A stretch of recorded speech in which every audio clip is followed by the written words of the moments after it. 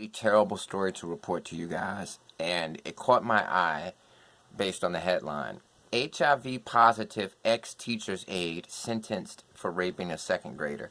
And this is something that we definitely need to be mindful of, because at the end of the day, when you release your children out there into the world, they're out there with a lot of demonic people hidden in plain sight. You understand what I'm saying?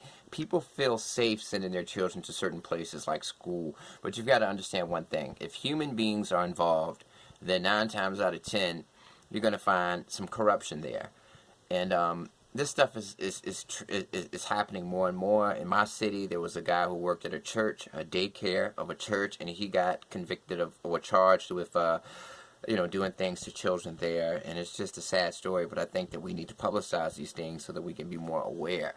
If you live in a certain community, you have access to the sex offender registry, and you can type your zip code in, and it'll show you all the sex offenders in your area. And these are things that we need to do, because once you memorize those people on that list that are in your zip code, if you're at a store, if you're at a school, and you notice one of these people, bam, okay, now you know. And the thing about sex offenders that people don't understand is the convicted ones, the majority of them have jobs. Even on the sex offender registry, they show you where they work. So these people are gainfully employed, and they are in society. Now, this guy probably wasn't on the sex offender registry. A lot of these guys haven't been convicted of it, so there's no way to document them. But at the same time, we can still learn a lesson from this. All right. HIV-positive teacher, ex-teacher's aide, sentenced for rape in a second grader.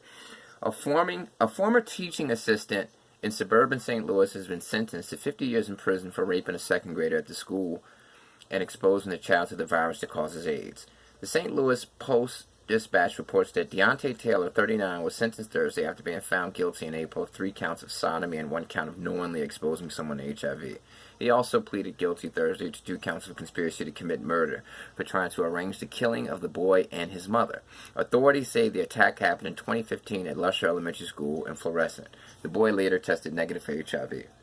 Now, I just read the part where it says that he actually tried to arrange the murder of the boy that he molested and exposed to AIDS and his mother, because he probably knew that he was in deep trouble, and he tried to get rid of the situation any way he could. Now, this guy's going to have a terrible time in jail, or prison. He's going to be in there for 50 years, and the prison is going to have to go out of their way to protect him. And a lot of times the guards, they don't care about these types of guys. You know, they'll do what they got to do to protect you, but they're not going to go out of their way to protect you. If they see that you're in a violent encounter with somebody, they're going to take their time because they know your background.